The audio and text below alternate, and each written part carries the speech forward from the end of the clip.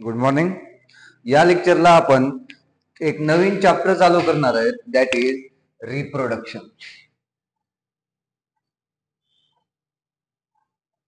Chapter name is reproduction. आता what is reproduction बघा. ही जी रिप्रोडक्शन आहे, reproduction is a biological process. Reproduction is a biological process. Biological process means because they occur only in living organisms. Occur only in living organisms. Reproduction is biological process. का biological process म्हटलं तिला? कारण reproduction फक्त कुणामध्ये होते? Living organisms मध्ये reproduction ही process होणार आहे. मग आपण या रिप्रोडक्शनला एक लिव्हिंग ऑर्गॅनिझमचं युनिक कॅरेक्टरिस्टिक फीचर्स म्हणू शकतो, because they happen only in living organism. That's why reproduction is the important characteristics of living organism. आता हे जे रिप्रोडक्शन आहे हे कशासाठी? फॉर फॉर्मेशन ऑफ, कशासाठी करतो reproduction? Formation of new life. Naveen life या प्रोसेसनं तयार होते. Reproduction is a life forming process, ज्यामुळे आपल्याला नवीन लाईफ भेटणार आहे. आता ही जी नवीन लाईफ आपण तयार केली इन रिप्रोडक्शन, ही नवीन लाईफ कुठून आली? This new life arises from pre existing life. This new life arises from pre existing life. म्हणजे जी लाईफ आधी एक्झिस्ट करत होती त्या लाईफ पासून नवीन लाईफ तयार केली आहे. Formation of new life from pre existing life. समजा आपण एक नवीन लाईफ तयार झालो. कुणापासून? जे आपले पॅरेंट्स आहेत, जे आधी एक्झिस्ट करत होते, मदर अँड फादर. या एक्झिस्ट करणाऱ्या लिव्हिंग ऑर्गॅनिझम पासून आपण एक नवीन लाईफ तयार झालो बाय प्रोसेस ऑफ रिप्रोडक्शन. मग रिप्रोडक्शनची डेफिनेशन काय म्हणू आपण? Reproduction is a biological process which is a unique characteristic feature of living organism, and reproduction means formation of new life from pre-existing life. Formation of new life from pre-existing life. आता हे reproduction कशासाठी? What is the aim of reproduction? Aim of reproduction is to maintain the continuity of species generation after generation. आपली species पुढच्या generation मध्ये continue ठेवण्यासाठी आपल्याला कोणती process करायची? Reproduction. To maintain the continuity of species generation after generation is the aim of reproduction. काय M?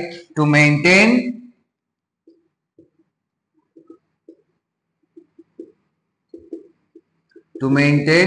continuity of species generation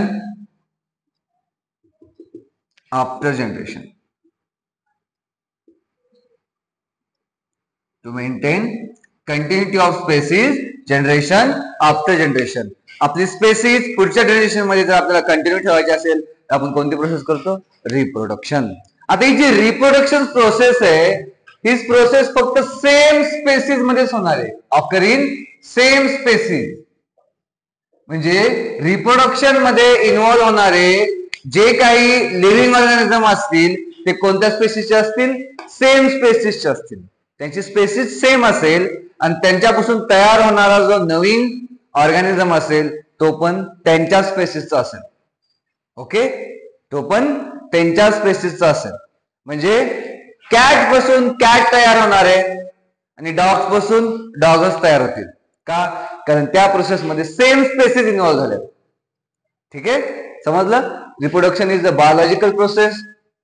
formation of new life from pre existing life. In reproduction the same species are involve. Same species involve होणार आहे. आणि aim काय? To maintain continuity of species generation after generation. Okay, आता हे जे reproduction आहे on the basis of की किती पॅरेंट्स इन्व्हॉल्व आहेत, on the basis of number of involvement of parent.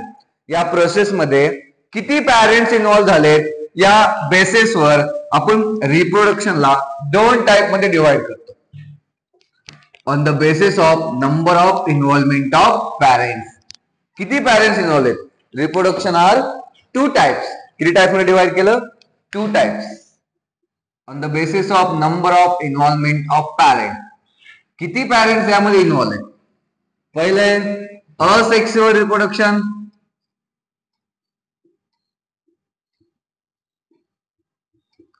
and second one is sexual reproduction.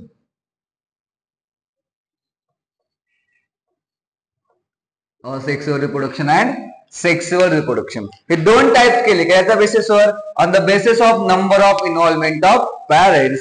जर asexual reproduction मध्ये बघितलं तर asexual reproduction is the uniparental reproduction.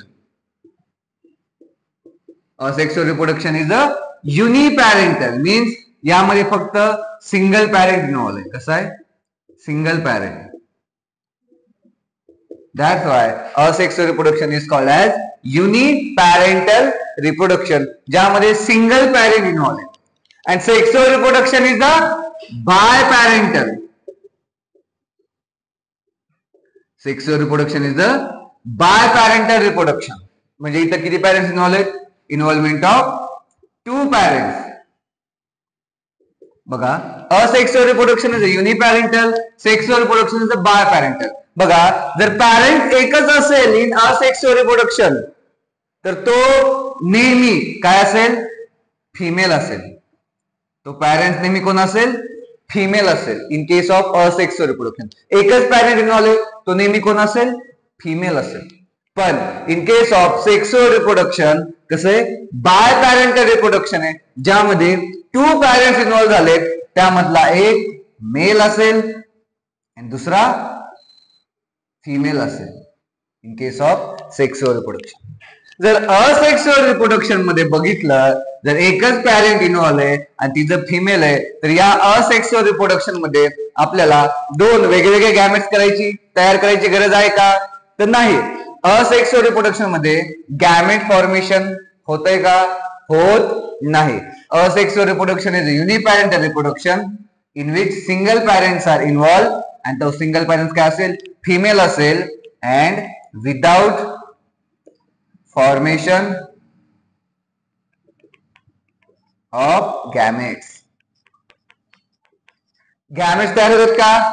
तर असेक्सुअल रिप्रोडक्शन मध्ये gametes तयार होत नाहीत, कारण पॅरेंट एकच आहे. युनिपॅरेंटल रिप्रोडक्शन. पण सेक्सुअल रिप्रोडक्शन मध्ये बघितलं तर 2 पॅरेंट इन्व्हॉल्व झालेत, त्यामधला एक मेल आहे आणि दुसरा काय? फिमेल आहे. तर इथे 2 वेगवेगळे गॅमेट्स तयार होणार. मेल मध्ये काय तयार होणार? स्पर्म तयार होणार आणि फिमेल मध्ये काय तयार होणार? ओव्हम तयार होणार. बघा, 2 वेगवेगळे गॅमेट्स तयार झाले इन सेक्सुअल रिप्रोडक्शन.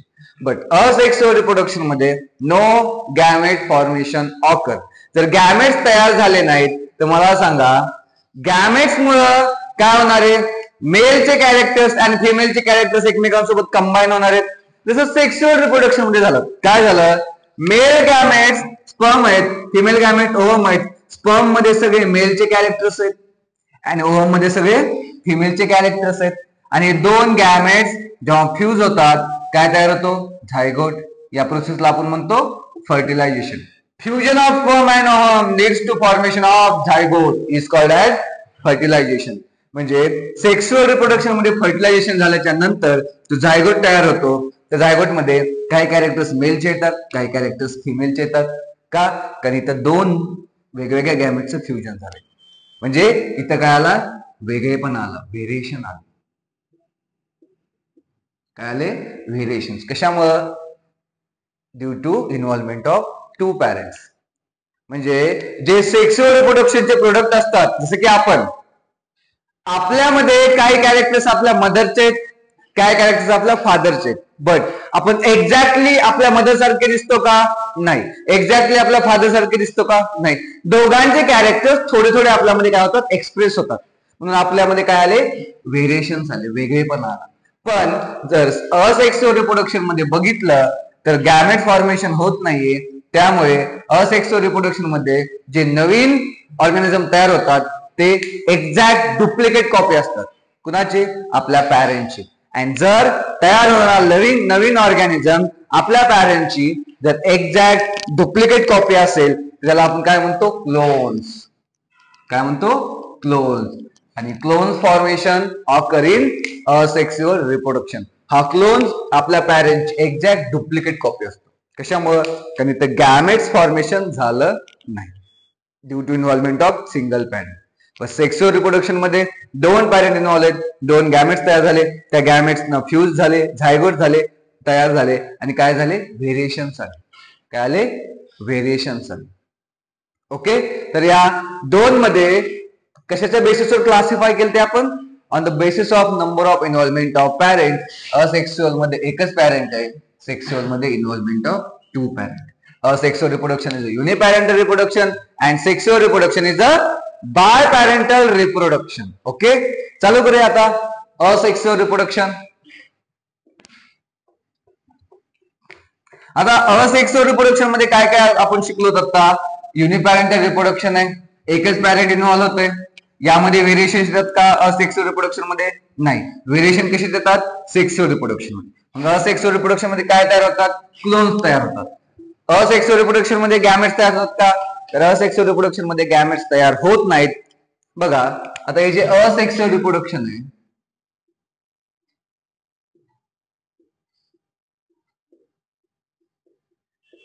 आता या असेक्सुअल रिप्रोडक्शनचे थोडेसे टाइप्स आपण स्टडी करणार.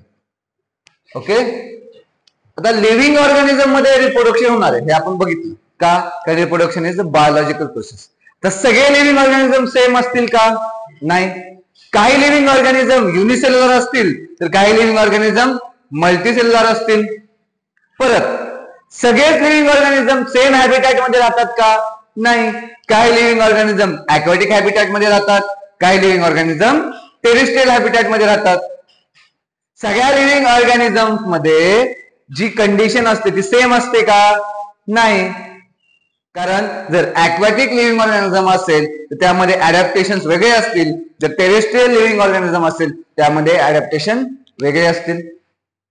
एन्व्हायरमेंटल कंडिशन पण मॅटर करते. कशावर? रिप्रोडक्शनवर. म्हणजे रिप्रोडक्शनवर ऑर्गॅनिझम युनिसेल्युलर आहे की मल्टीसेल्युलर आहे याचा पण इफेक्ट होतो. ऑर्गॅनिझमचा हॅबिटॅट काय? तो ॲक्वॅटिक आहे की टेरेस्ट्रियल आहे. परत तो ऑर्गॅनिझम कोणत्या कंडिशन मध्ये सर्व्हाइव्ह करायला आहे, ती कंडिशन फेवरेबल आहे की अनफेवरेबल आहे. जर कंडिशन फेवरेबल असेल तर ऑर्गॅनिझम ते रिप्रोडक्शन करेल जे तो जनरली करतो. पण जर कंडिशन अनफेवरेबल असेल तर तो रिप्रोडक्शनचा टाइप पण काय करणार आहे? चेंज करणार आहे. एन्व्हायरमेंटल कंडिशन कशी आहे यानुसार पण मेथड ऑफ रिप्रोडक्शन काय होते? डिसाइड होते. आता हे जे असेक्सुअल रिप्रोडक्शन हे बघूया. जर ऑर्गॅनिझम युनिसेल्युलर असेल तर कोणता असेल आणि मल्टीसेल्युलर असेल तर कोणता असेल?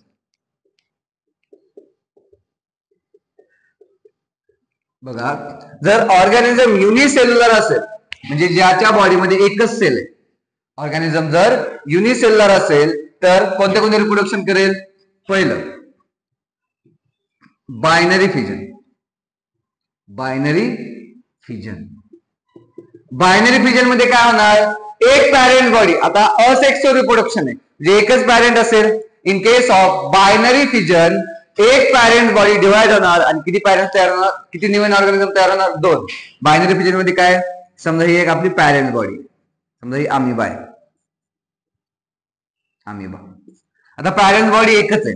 आता हे अमिबा 2 इक्वल पार्ट मध्ये डिवाइड होणार आणि 2 नवीन अमिबा तयार करणार. 2 नवीन. That's why this reproduction is called as binary fission. काय म्हणलंय? Parent body divide into 2 equal halves and each half develop into new organism. This is called as binary fission. Bi means 2, fission means division. One parent body divide to form 2 new organism. This is called as binary fission. आता या binary fission चे type कोणते कोणते बघा. एक simple binary fission,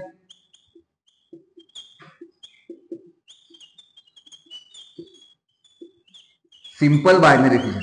आता हे जे अमिबा मध्ये आपण बघितलं हे कसं आहे? सिंपल बायनरी फिजन आहे. कुणामध्ये होते simple binary fission? Occurring amoeba. Simple binary fission occurring amoeba. दुसरं काय, second one is longitudinal binary fission. Longitudinal binary fission. आता हे जे लॉन्जिट्युडिनल बायनरी फिजन आहे ते कोणामध्ये होणार आहे? Longitudinal binary fission offering euglena. And third one is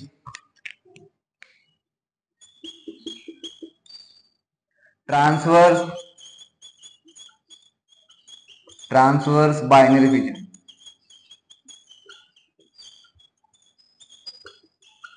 transverse binary fission occur in paramecium. फक्त कोणत्या ऑर्गॅनिझम मध्ये कोणत्या सेक्सुअल रिप्रोडक्शन मध्ये आपल्याला तेच लक्षात ठेवायचं.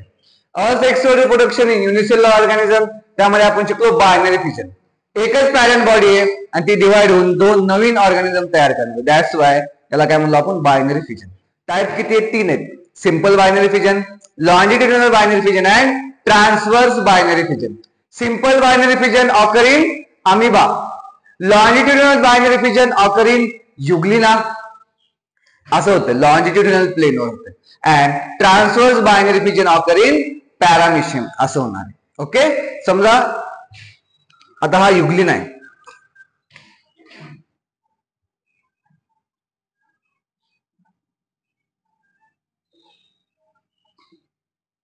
आता युग्लिनामध्ये कोणतं होणार आहे?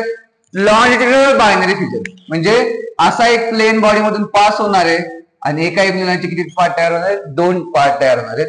आणि हे दोन्ही पार्ट एक नवीन ऑर्गॅनिझम मध्ये डेव्हलप होणार आहे. त्याला काय म्हणायचं आपण? Longitudinal binary fission occur in euglena. Transverse binary fission कुणामध्ये होणार आहे? पॅरामेशियम.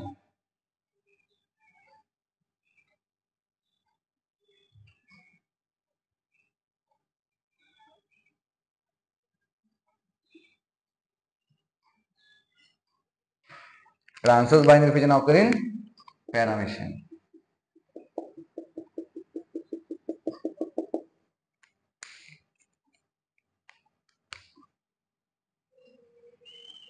हा पॅरामेशियम आहे. तर यामध्ये कसा प्लेन पास होणार आहे? Transverse plane. आपण यामध्ये कोणतं रिप्रोडक्शन बघतो? Transverse binary fission. असा प्लेन पास होणार आहे आणि ही एक पॅरेंट बॉडी 2 पार्ट मध्ये डिवाइड होणार आहे आणि 2 नवीन ऑर्गॅनिझम तयार होते. ओके, हे सगळे बायनरी फिजनचे टाइप आहेत. Simple binary fission occur in amoeba, longitudinal binary fission occur in euglena and transverse binary fission occur in paramecium. Okay, longitudinal, transverse आणि हे सिंपल. हे 3 टाइपचे बायनरी फिजन युनिसेल्युलर मध्ये होतात. कारण अमिबा, युग्लिना अँड पॅरामेशियम हे कसे आहेत? Unicellular living organism. कसे आहेत हे? युनिसेल्युलर. ओके, अजून पुढे बघूया. एक बघितलं बायनरी फिजन, दुसरं बघूया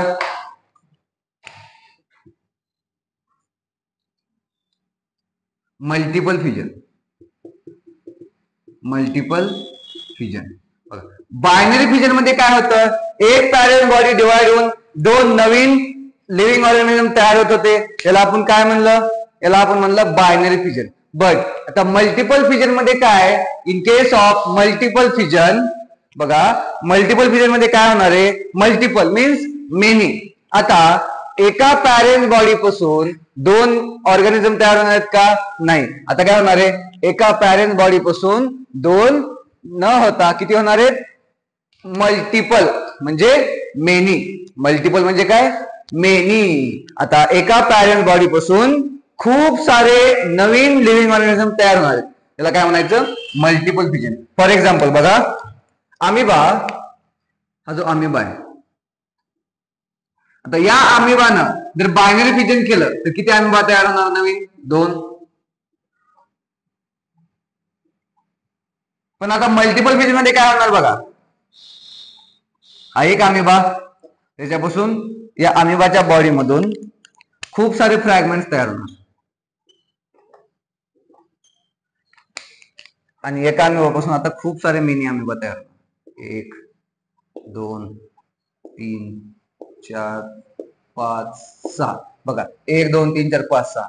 जेव्हा एका अमिबाची पॅरेंट बॉडी 2 अमिबा तयार करते याला म्हणायचं बायनरी फिजन. आणि जेव्हा एका अमिबाच्या पॅरेंट बॉडी पासून खूप सारे अमिबा तयार होताला म्हणायचं मल्टिपल फिजन. आता अमिबामध्ये बायनरी फिजन पण होते, मल्टिपल फिजन पण होते. पण आता इथं इफेक्ट कोण करतंय, म्हणजे अमिबा कसं डिसाइड करणार की त्याला बायनरी फिजन करायचंय की मल्टिपल फिजन करायचंय. बघा कंडिशन, जर सराउंडिंग कंडिशन जर फेवरेबल असेल तर अमिबा काय करणार, बायनरी फिजन करणार, एकापासून 2 तयार करणार. पण आता मी म्हटलं सराउंडिंग कंडिशन कशी झाली, अनफेवरेबल झाली. अनफेवरेबल झाली म्हणजे काय झालं बघा, amoeba is a aquatic living organism. तो कसा आहे, ॲक्वॅटिक लिव्हिंग ऑर्गॅनिझम. जर आता अनफेवरेबल कंडिशन म्हणजे काय, पाण्याची लेवल कमी झालीये, फूडची अवेलेबिलिटी कमी झालीये. आता अमिबाला जगण्यासाठी काय करावं लागेल, स्ट्रगल करावं लागेल. त्यामुळे अमिबाला आता बायनरी फिजन न करता अमिबा काय म्हणला, मी काय करणार, मल्टिपल फिजन करणार. का, एकच चान्स भेटणार रिप्रोडक्शनचा, कारण कंडिशन्स अनफेवरेबल आहेत. नंतर रिप्रोडक्शन करण्याच्या वेळेस फूड भेटेल का नाही माहित नाही, पाणी भेटेल का नाही माहित नाही. त्यामुळे एकच चान्स आहे रिप्रोडक्शनचा आणि त्या एकामध्ये खूप सारे अमिबा तयार करायचे. म्हणून अमिबानं अनफेवरेबल कंडिशन मध्ये काय केलं, मल्टिपल फिजन केलं. म्हणजे बघा सराउंडिंग कंडिशन चेंज झाले की टाइप ऑफ रिप्रोडक्शन पण चेंज होते. जर फेवरेबल कंडिशन असेल तर बायनरी फिजन केलं, जर अनफेवरेबल कंडिशन असेल तर मल्टिपल फिजन केलं. कोणामध्ये, अमिबामध्ये. Okay. And third is budding. तिसरं काय, बडिंग. बडिंग काय बघा, बडिंग कुणामध्ये होणार आहे, budding is a type of asexual reproduction which occur in yeast. कुणामध्ये होणार आहे, युनिसेल्युलर ईस्ट. ईस्ट एक फंगस आहे. ईस्ट काय, फंगस आहे. कसं आहे, युनिसेल्युलर फंगस इज ईस्ट. त्यामध्ये काय होणार आहे, बडिंग होणार आहे. बडिंग कसं होणार आहे बघा, समजा ही ईस्टची बॉडी, हा त्याचा न्यूक्लियस. आता या ईस्टच्या बॉडीवर एक छोटासा बल्ज लाईक स्ट्रक्चर येणार आहे. काय होणार, एक छोटासा बल्ज येणार आहे. या बल्जलाच आपण काय म्हणतो, बड म्हणतो. बड, एक छोटासा बल्ज लाईक स्ट्रक्चर येणार आहे, ज्याला आपण काय म्हणतो, बड. मग हा बड जसा जसा ग्रो करेल तसा तसा पॅरेंट ईस्ट त्याला आपल्या बॉडीवर काय करेल, सेपरेट करेल. आता या बर्डची ग्रोथ अँड डेव्हलपमेंट काय झाली आहे, कम्प्लीट झाली आहे. हा बर्ड काय होणार, पॅरेंट बॉडी पासून सेपरेट होणार आणि काय करणार, सेपरेटली ग्रो करणार. सेपरेटली ग्रो करणार. हा आपला पॅरेंट ईस्ट आणि ही बर्ड जी मोठी झाली आहे, आता हिला काय म्हणायचं, न्यू ईस्ट. बघा बर्ड आली, छोटीशी काय आली, एक बर्ड आली पॅरेंट बॉडीला. ईस्टच्या बॉडीला एक छोटस काय आली, बर्ड आली. त्या बर्डची ग्रोथ अँड डेव्हलपमेंट कम्प्लीट झाली. त्यानंतर ईस्टनं त्या बर्डला बॉडीपासून सेपरेट केलं आणि बर्ड आता काय तयार झाली, एक नवीन ईस्ट तयार झाली. This is called as budding occurring yeast fungus. यामध्ये तुम्हाला फक्त कोणतं रिप्रोडक्शन कोणत्या लिव्हिंग ऑर्गॅनिझम मध्ये होते हेच लक्षात ठेवायचे. Binary fission, simple binary fission amoeba, longitudinal binary fission euglena, transverse binary fission paramecium. Multiple fission कुणामध्ये होणार आहे, अमिबामध्ये. पण कधी, जेव्हा कंडिशन काय असेल, unfavourable. And budding in unicellular organism कोण असेल, ईस्ट. लक्षात ठेवा, बडिंग इन युनिसेल्युलर कोण असेल, ईस्ट. तर इथं आपण asexual reproduction in unicellular living organism काय केले, संपवले. आता बघूया asexual reproduction in multicellular living organism. बघूया asexual reproduction in multicellular living organism. एक, दॅट इज फ्रॅगमेंटेशन. पहिलं काय, फ्रॅगमेंटेशन. नाव बघा, फ्रॅगमेंटेशन. फ्रॅगमेंट मीन्स तुकडे करणे. आता या मल्टीसेल्युलर लिव्हिंग ऑर्गॅनिझम येते, हे कसे लिव्हिंग ऑर्गॅनिझम, मल्टीसेल्युलर. तर फ्रॅगमेंटेशन कुणामध्ये होते, फ्रॅगमेंटेशन ऑकर इन स्पायरोगॅरा. स्पायरोगॅरा काय, एक अल्गी आहे, मल्टीसेल्युलर अल्गी आहे. कोण, स्पायरोगॅरा. त्या स्पायरोगॅरामध्ये काय होते, फ्रॅगमेंटेशन. बघा स्पायरोगॅराची जी बॉडी आहे ती बॉडी अशी फिलामेंटस बॉडी आहे. कशी बॉडी, फिलामेंटस.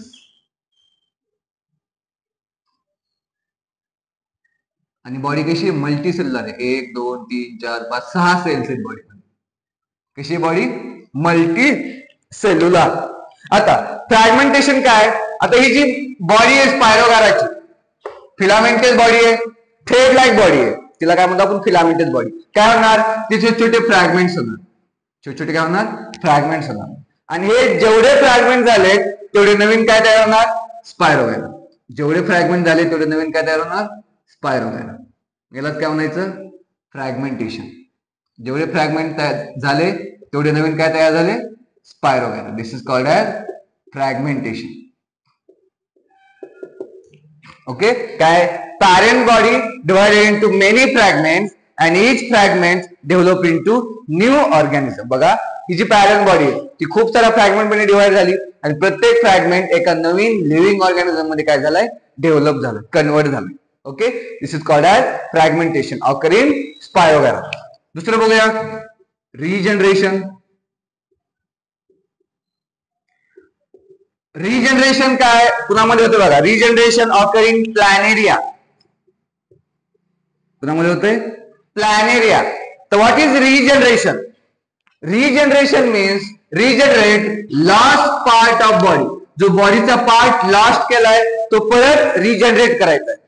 फॉर एक्झाम्पल, जर लिझार्डला तुम्ही नोटीस केलं असेल, वॉल लिझार्ड, कधी कधी वॉल लिझार्ड काय करते, आपली टेल डिटॅच करते बॉडीपासून आणि परत तिला दुसरी नवीन टेल येते. म्हणजे जो पार्ट तिनं लॉस केलाय तो पार्ट परत काय केलाय, रिजनरेट केलाय. याला काय म्हणायचं, रिजनरेशन. पण ते जे एक्झाम्पल आहे, wall lizard is a example of partial regeneration. Partial regeneration म्हणजे तिनं जो पार्ट लॉस केलाय तेवढाच पार्ट तिने रिजनरेट केलाय. दिस इज पार्शियल रिजनरेशन. ओके, पण रिजनरेशन करण्याची बेस्ट कॅपॅसिटी कुणामध्ये, प्लॅनेरिया. बघा, प्लॅनेरियामध्ये कसं रिजनरेशन होतंय,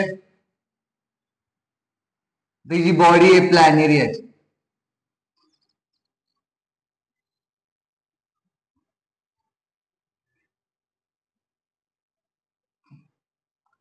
प्लॅनेरियाची बॉडी.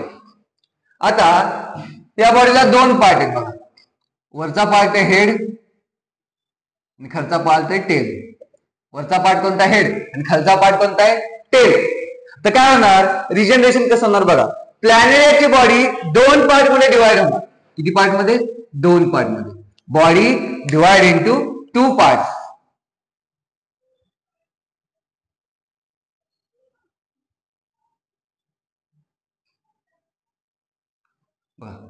बॉडी किती पार्ट मध्ये डिवाइड झाली, दोन पार्ट मध्ये डिवाइड झाली.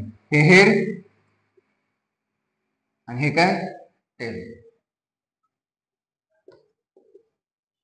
Body divided into two parts. आता काय होणार, हेडला काय नाहीये, टेल नाहीये, आणि टेलला काय नाहीये, हेड नाहीये.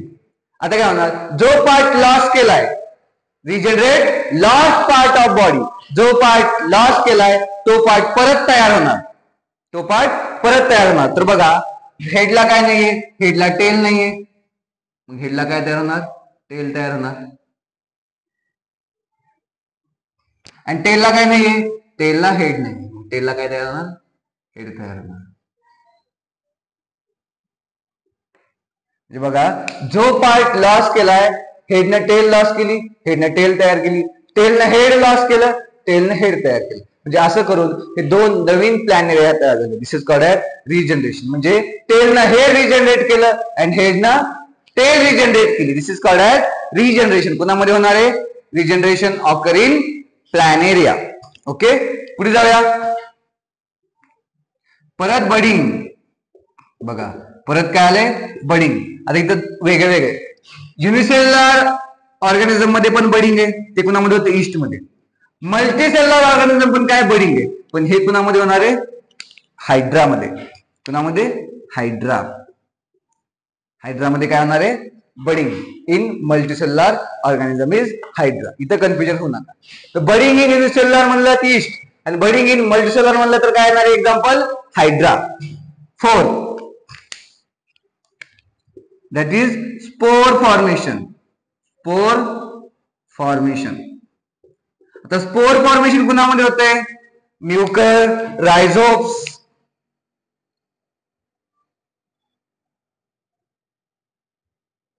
म्युकर, रायझोपस. याच्या बुरशी असतात, फंगस. हे जे फंगस असतात म्युकर आणि रायझोप, यामध्ये कोणतं रिप्रोडक्शन होतं, सेक्सुअल स्पोर फॉर्मेशन. म्हणजे हे स्पोर तयार करतात आणि हे स्पोर जिथे जाऊन पडतात तिथं ते नवीन म्युकर आणि रायझोम तयार होतात. जर तुम्ही किचन मध्ये कुठल्या एखाद्या ब्रेडवर वगैरे बुरशी लागली हे तुम्ही नोटीस केलं असेल तर ती बुरशी जर तुम्ही तशीच ठेवली तर हळूहळू त्या पूर्ण ब्रेडला ती कव्हर करते. का? कारण या म्युकर आणि रायझोम मध्ये काय प्रोसेस होते बघा.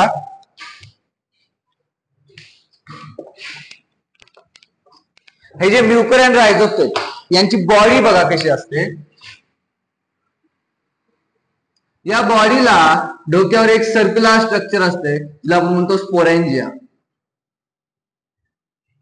काय म्हणतो तिला? स्पोरेंजिया. या स्पोरेंजियामध्ये छोटे छोटे स्पोर्स तयार होतात. या स्पोरेंजियामध्ये काय तयार होतात? स्पोर्स. मग काय होणार? आता हे स्पोरेंजिया ब्रेक होणार. स्पोरेंजिया काय होते? ब्रेक होते. आणि ब्रेक झाल्यानंतर हे स्पोर्स काय होणार? रिलीज होणार. स्पोर्स काय झाले? रिलीज झाले. आता हे स्पोर्स जिथं पडतील तिथे काय होणार? जर्मिनेट होणार. आणि हे स्पोर्स जिथं पडले ब्रेडवर तिथं एक नवीन काय तयार होणार? रायझोपस किंवा म्युकर तयार होणार. बघा हे स्प्रेड होतात by spore formation. Mucor and rhizopus कोणतं रिप्रोडक्शन करतात?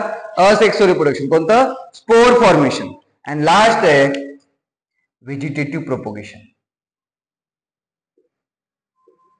Vegetative propagation. तर व्हेजिटेटिव्ह प्रोपोगेशन कोणामध्ये होणार आहे? हे प्लांट मध्ये होतं vegetative propagation. Vegetative propagation occur in plants. आता याचे एक्झाम्पल खूप सारे आहेत. आपण बघूया व्हेजिटेटिव्ह प्रोपोगेशन. ओके जाऊया पुढे व्हेजिटेटिव्ह प्रोपोगेशन कडे. इम्पॉर्टंट आहे व्हेजिटेटिव्ह प्रोपोगेशन.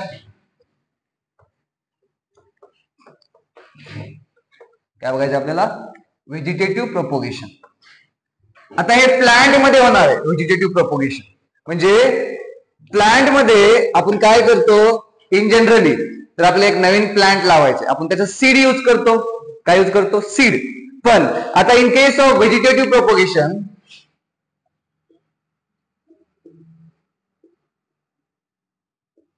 व्हेजिटेटिव्ह प्रोपोगेशन मध्ये आपल्याला काय करायचंय? सीड यूज करायचं नाही. काय यूज करायचंय? Parts of plants. आता इथं सीड यूज नाही करायचं. काय यूज करायचे? प्लांटचे पार्ट्स यूज करायचे. कोणते कोणते पार्ट्स यूज करायचे आपल्याला? प्लांटचं लीफ यूज करायचंय, प्लांटचं स्टेम यूज करायचंय, प्लांटचे रूट यूज करायचे, प्लांटचे बड यूज करायचे. बड्स म्हणजे इथे कुठं सीड घेतलं का आपण नवीन प्लांट तयार करण्यासाठी? नाही. The formation of new plant by using their parts instead of seed. म्हणजे इथे सीड यूज केलं नाही. काय यूज केले? त्यांचे पार्ट्स यूज केलेत. कोणते कोणते पार्ट? लीफ असेल, स्टेम असेल, रूट असेल आणि बड्स असेल. या पार्टला आपण काय म्हणतो? व्हेजिटेटिव्ह प्रोपॅग्युल. काय म्हणतो? व्हेजिटेटिव्ह प्रोपॅग्युल. काय म्हणतो आपण? व्हेजिटेटिव्ह प्रोपॅग्युल्स. जे पार्ट्स यूज करतो लीफ, स्टेम, रूट्स आणि बड्स यांना काय म्हणतो आपण? व्हेजिटेटिव्ह प्रोपॅग्युल्स. जे ज्यांचा वापर करून आपण काय बनवणार आहे? एक नवीन प्लांट बनवणार आहे by help of vegetative propagation. बघूया आता व्हेजिटेटिव्ह प्रोपगेशनचे टाइप्स किती असतात? दोन टाइप असतात. एक नॅचरल मेथड्स आणि दुसरे असतात artificial methods.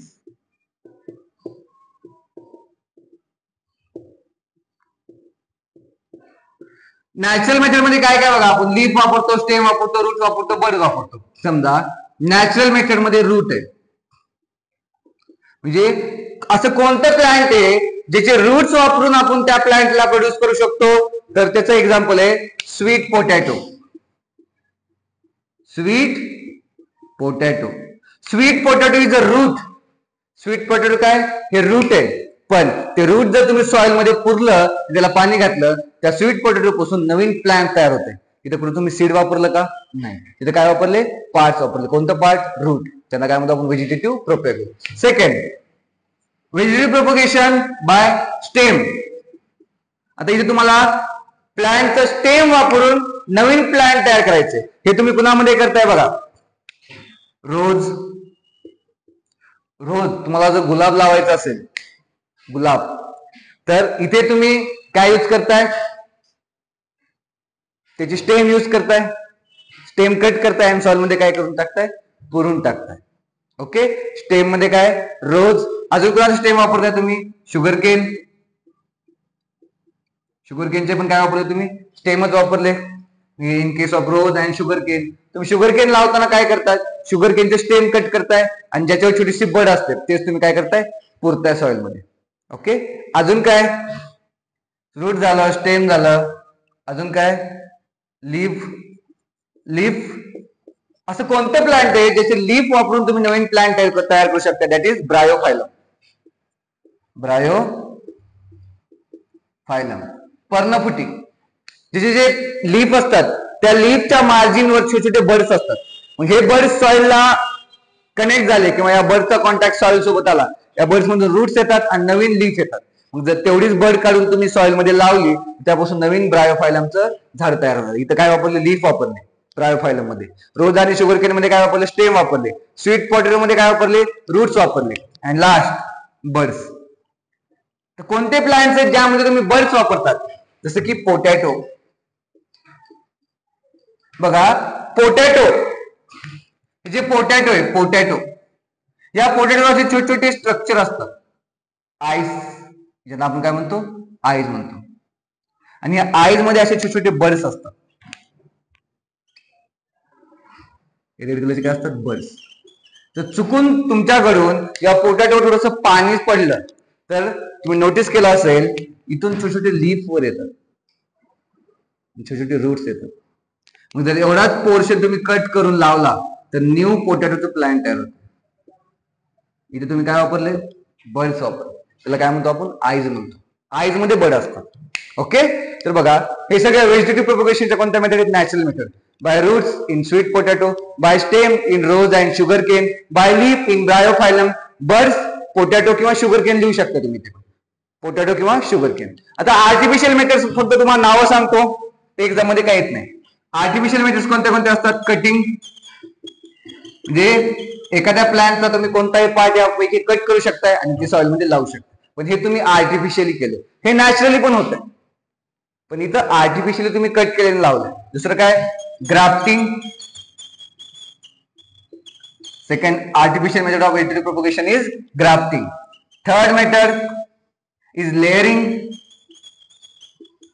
And last method, फक्त मेथडचे नाव लक्षात राहू द्या. And last method is tissue culture. Tissue culture. Okay, तर एवढ्या व्हेजिटेटिव्ह प्रोपगेशनच्या मेथड आहेत, natural method and artificial methods. Okay, तर आपण इथे असेक्सुअल रिप्रोडक्शन संपवलंय. आता पुढच्या लेक्चरला आपण सेक्सुअल रिप्रोडक्शन शिकणार.